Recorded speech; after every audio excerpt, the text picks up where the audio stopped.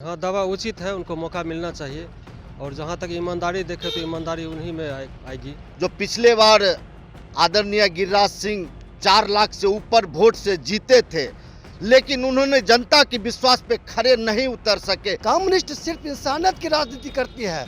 हम न जाति धर्म को मानते हैं न किसी क्षेत्र को मानते हैं। हम विशुद्ध एक इंसान है, समतामूलक समाज के लिए सिर्फ इंसानियत की परिभाषा को देते हैं। उस लोकसभा चुनाव में अब कम वक्त बचा है और ऐसे में हर दल अपना अपना दावा सीटों पर कर रही है और बेगूसराय में सीपीआई ने अपना दावा ठोका है और यहाँ तक निर्णय ले लिया है कि बेगूसराय से सीपीआई अपना उम्मीदवार उतारेगी। अभी हम बेगूसराय में हैं और कई आम लोग हमारे साथ हैं, उनसे जानेंगे जो सीपीआई ने यह दावा बेगूसराय लोकसभा सीट के लिए किया है वह कितना मजबूत है और क्या होने वाला है।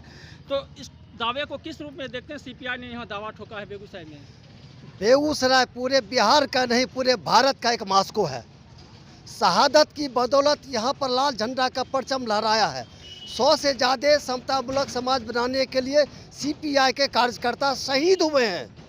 एक वक्त था जब सूरजदा ने कहा था कि सूरजदा का नारा है 7 सीट हमारा है, तो 7 सीट पर सीपीआई के नेतृत्व में जद का भी प्रत्याशी जीते थे। अब स्थिति बदल गई है, राजनीतिक परिक्षेत्र बदल चुका है। देश की राजनीति जहां संप्रदायवाद के हाथ में चली गई है, तो प्रदेश की भी राजनीति जातिवाद के हाथों में है। कम्युनिस्ट सिर्फ इंसानियत की राजनीति करती है। हम न जाति धर्म को मानते हैं न किसी क्षेत्र को मानते हैं। हम विशुद्ध एक इंसान है, समतामूलक समाज के लिए सिर्फ इंसानियत की परिभाषा को देते हैं। उस परिभाषा का पर्यायवाची है कम्युनिस्ट।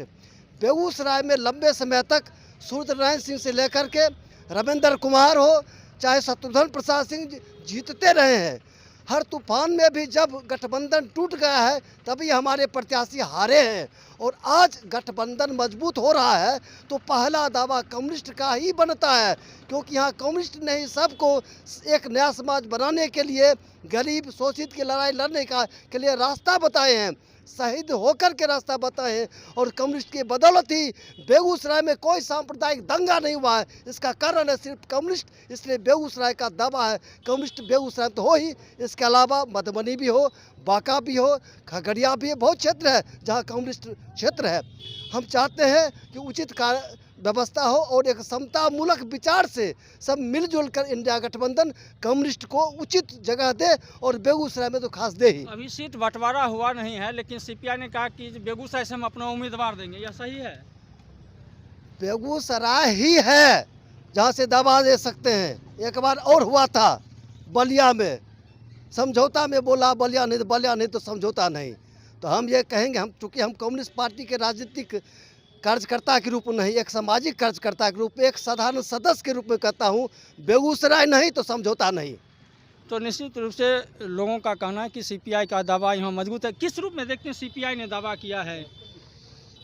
सीपीआई से अभी यहाँ हम नहीं कुछ देखते हैं, कुछ नहीं। पहले जनाधार था, अब नहीं है। नहीं, कुछ नहीं। अभी जो सांसद हैं वह कितना काम किए हैं यहाँ पे? सांसद यहाँ तो अच्छे काम कर रहे हैं। जो चुनाव होने वाला है उसमें मौका मिलना चाहिए। नहीं, कम्युनिस्ट पार्टी को तो नहीं मिलेगा। जो वर्तमान सांसद हैं, हाँ, भारतीय जनता पार्टी को मिलेगा। और भी युवा लोग भी हैं। सीपीआई दावा कर रही है कि बेगूसराय सीट पर हम चुनाव लड़ेंगे, इसको किस रूप में देखते हैं? ओनली सर बीजेपी ही रहेंगे, चाहे जो भी कार्यकर्ता है बीजेपी ही रहेंगे और चाहे जितना से भी हो बीजेपी ही रहेंगे। ठीक, बीजेपी रहेगी। सीपीआई महागठबंधन से दावा कर रही है, इसको किस रूप में देखते हैं? सीपीआई गठबंधन से अथी दावा कर रही है, हमको दावा लगता है नहीं वैसा दम खम रहेगा दावा। महागठबंधन से कौन सा दल होना चाहिए आपके नज़र में? महागठबंधन में अभी हम क्या बताएं, इसमें राजद भी है, कांग्रेस भी है, सीपीआई भी है। महागठबंधन से अभी हम कुछ नहीं बता पाएंगे। और भी युवा लोग हैं, उनसे भी बातचीत करेंगे। किस रूप में देखते हैं जो दावा सीपीआई कर रही है? नहीं, महागठबंधन में जो है दावा उनका बहुत सही जायज़ भी आप कहिएगा, क्योंकि सीपीआई यहाँ दूसरे नंबर पर रही थी, तो सीपीआई तो उनका दावा महागठबंधन में बहुत जायज़ भी है, क्योंकि दूसरे स्थान पर यहाँ से हम लोग के साथी भी हैं कन्हैया कुमार, और यहाँ से दूसरे स्थान पर रहे थे। लेकिन विगत आप कुछ चुनाव में, पिछले 4-5 चुनाव में देखते होंगे कि यहाँ एनडीए का पलड़ा बहुत मजबूत रहता है।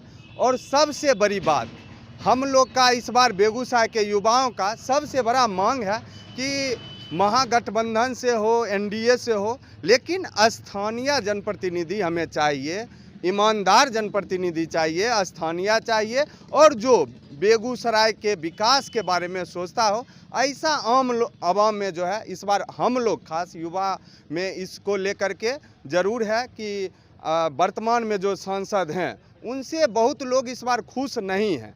खुश इस लेकर के नहीं है कि वो व्यक्ति विशेष को लेकर के, उसी को लेकर के वो घूमते रहे और उसी को पूरा बेगूसराय समझ बैठे। तो हम लोग बहुत दिनों से अच्छे सांसद को, यहाँ ईमानदार सांसद, अच्छे सांसद को देखना चाहते हैं। और इस रूप में हम चाहेंगे कि कोई भी हो, वो तो जनता तय करेगी, लेकिन हम लोग चाहते हैं कि कोई भी हमारा सांसद हो जो स्थानीय हो, पढ़ा लिखा हो, उजुल फुजुल बात नहीं करता हो, बात जो है तथ्य के साथ करते हों, और अपना बेगूसराय के रहेंगे तो उनको बेगूसराय की मिट्टी से लगाव भी होगा और वो अच्छा करेंगे। तो हम लोग, आप कुछ दिन पहले यहाँ कार्यक्रम हुआ था तो हम लोग युवाओं ने बढ़ चढ़ कर हिस्सा लिया था। और हम चाहेंगे कि विकास वैभव एक नाम है यहाँ, जो हम लोग चाहते हैं। अभी तो किसी पार्टी में नहीं है, लेकिन हम युवाओं का इच्छा है कि वो राजनीति में आए और हम यहाँ से सांसद के रूप में एक ईमानदार व्यक्ति, स्थानीय व्यक्ति, और जिनके अंदर बेगूसराय और बिहार के लिए कुछ करने का जज्बा है, ऐसे जनप्रतिनिधि हमें चाहिए। तो निश्चित रूप से जो सीपीआई का दावा, आप महिला भी यहाँ पे हैं, आप किस रूप में सीपीआई जो दावा कर रही है कितना जायज़ है? एकदम सही है, आना चाहिए। यहाँ के स्थानीय कोई जो उम्मीदवार हों उनको खड़ा करना चाहिए। सीपीआई ने कहा कि जो हम यहाँ से चुनाव लड़ेंगे। हाँ, लड़ना चाहिए। पिछले साल भी तो, पिछले चुनाव में भी लोकसभा में तो दूसरे नंबर पर रहा था ना, कन्हैया कुमार को अच्छा वोट आया था। अभी जो मौजूदा सांसद है उनका कामकाज कैसा है? ज़्यादा खुश नहीं है। तो स्थानीय लोग काफ़ी कह रहे हैं कि सीपीआई का दावा यहाँ पे जायज़ है, इसको किस रूप में? हाँ, दावा उचित है, उनको मौका मिलना चाहिए। और जहाँ तक ईमानदारी देखे तो ईमानदारी उन्हीं में आएगी। कई चुनावों में देखा गया कि सीपीआई यहाँ से जीत नहीं पाई है, फिर भी दावा कई महागठबंधन, राजद, कांग्रेस भी दावा कर रही है। हाँ, दावा कर रहे हैं, लेकिन वही है कि अब गलत पार्टी जो आ जाती है वो जनता को दिग्भ्रमित कर देती है। चुनाव के टाइम में दिग्भ्रमित करके गलत आदमी को चुन लेती है, जिसका नतीजा है कि जो भी योजनाएं आती हैं सब बंदरबाट होता है। योजनाएं आपके सामने में है, सब देख रहे हैं योजनाएं 10 साल से क्या हो रहा है। मौजूदा सांसद जो उनका कामकाज कैसा है? सही नहीं रहा उनका। क्या सब विकास होना चाहिए था बेगूसराय? विकास जो भी होना चाहिए, योजनाएं आई लेकिन योजनाएं पर सही से काम नहीं हुआ। और भी युवा हैं, उनसे जो सीपीआई दावा कर रही है बेगूसराय लोकसभा सीट, तो उसको किस रूप में देखते हैं? सीपीआई का कोई कहानी नहीं है, रियल जो है ना खिस्सा अभी जो चल रहा है, जो देख रहे हैं माहौल, सीपीआई का कोई इतिहास नहीं है। पीछे था, पहले ठीक था, उसमें अभी जो है उससे कोई भी लोग इंटरेस्टेड नहीं है। ना ही उसका कोई लीडर नज़र आता है, ना कोई उसमें नेता नज़र आता है। झूठे सब, अब सब आदमी सोच रहे हैं कि युवा आवे, युवा टाइप का। ज़्यादा एज हो जाने के बाद काम करने का कैपेसिटी कम हो जाता है। तो उसी टाइप का सीपीआई में जो भी नेता है, तो हमको नहीं लगता है कि उसका कोई जगह है बेगूसराय। तो महागठबंधन से किस पार्टी का उम्मीदवार आप लोग चाहते हैं? अभी तो कुछ नजरे नहीं आ रहा महागठबंधन में कौन लोग लड़ेंगे, अभी तो कुछ दिख ही नहीं रहा है। और भी लोग हैं, उनसे भी बातचीत करके जानकारी देना चाहेंगे। बताइए। मैं आपको ध्यान केंद्रित करना चाहता हूँ, कई सांसद हुए हैं हमारे। सूर्यनारायण सिंह जिसमें यहाँ पर सांसद थे, बरौनी रिफाइनरी बंद हो चुका था, असम से तेल आना बंद हो गया था। आप ही के रीजन में बंद भी हो गया फर्टिलाइजर। ये सब बात बोलिएगा भैया। तो निश्चित रूप से लोगों का अपना अपना। तो आज मैं खुली चुनौती देता हूँ, आप जाकर के लोकसभा सांसद में जाइए, वो डॉक्यूमेंट्स को निकालिए। सूरज दा का वहाँ डॉक्यूमेंट्स था, Haldia crude line, Haldia crude line बन गया था, आज रिफाइनरी जिंदा है। दूसरी बात, शत्रुघ्न सिंह जब एमपी बने तो वहाँ पर मक्का रिसर्च सेंटर दिए, मक्का रिसर्च सेंटर, और गिरिराज सिंह और बोलने दीजिए, उसके बाद बोलिएगा। दो बात, हम गिरिराज सिंह की बात करते हैं। एक बार जब सूर्यनारायण सिंह के काल में बेगूसराय पर वासुदेव सिंह को प्रमाण पत्र नहीं दे रहा था, रिकाउंटिंग की तैयारी चल रही थी, तो सीना तान के सूरजदार ने कहा था डीएम साहब प्रशासन चलाना मुश्किल होगा, जनता का सैलाब देखिए, और डीएम साहब तुरंत प्रमाण अब वो जनाधार है बेगूसराय में। और गिरिराज सिंह मंच से बोलते हैं यहाँ के जिलाधिकारी मेरी बात नहीं सुनते हैं। हमारा भतीजा है शहीद हुआ था, नाटक करके चले गए, दोबारा लौट कर कभी हाल चाल पूछने के भी नहीं आए। कह रहे हैं कि काम नहीं हुआ है बेगूसराय नहीं, में। काम नहीं हुआ है। देख लीजिए 4 लेन बना, सब चीज़ हुआ, रिफंडी में इतना योजना है, फर्टिलाइजर चालू हुआ, काम हुआ है। लेकिन सांसद महोदया से इतने दुख है, दिक्कत है कि किन्हीं को और भी परेशानी आई। रोड सड़क के बाद और भी काम होता है, सांसद महोदया से भेंट नहीं हुआ। और दूसरा चीज़ आप पूछते हैं, भैया कह रहे हैं, तो आप जान लीजिए, पिछला रिजल्ट देख लीजिए, 4.25 लाख से रिजल्ट दिया है एनडीए, तो उस रिजल्टे पर ना बच्चा का आप देखिएगा, एनडीए निकाल लिया, रिजल्ट 1 नंबर छूट जाता है, 1 नंबर पास होता है। यहाँ तो 4.25 लाख वोट से जीता है। एनडीए आप बताइए, सीपीआई जो दावा कर रहे हैं कितना जायज है? देखिए, दावा करना जायज, हमने नाजायज भी नहीं कह सकते हैं, लेकिन अभी जो परिदृश्य दिख रहा है वो सीपीआई का कहीं से भी कोई परिदृश्य ऐसा नहीं दिख रहा है कि सीपीआई का कोई यहाँ पर अगर कैंडिडेट आते हैं तो वो सीट निकाल के जाएं, ऐसी परिस्थिति बेगूसराय की जनता में नहीं है। एनडीए और इंडिया 2 गठबंधन है, जो दोनों अपना अपना दावा कर। देखिए, दावा दोनों का राइट है, लेकिन जो आज बेगूसराय का परिदृश्य जो जनता में चल रही है वो एनडीए की दिख रही है। और एनडीए में भी जो वर्तमान अभी हैं उनकी बदलाव के लिए जनता उत्सुक है कि उनको चाहिए एक स्वच्छ ऐसा छवि का ईमानदार ऐसा नेता चाहिए जो वाकई में इस मिथिला की शिक्षा की बात कर सके, जिससे स्वास्थ्य पे बात कर सके। ऐसा कोई बात करने वाला नहीं है। हमको नहीं चाहिए वो हिंदू मुस्लिम बांटने वाला नेता, नहीं चाहिए ऐसा बेगूसराय का जनता अब नहीं चाहती। और भी लोग हैं, बताए सीपीआई जो दावा कर रहे हैं उसको किस रूप में देखते हैं?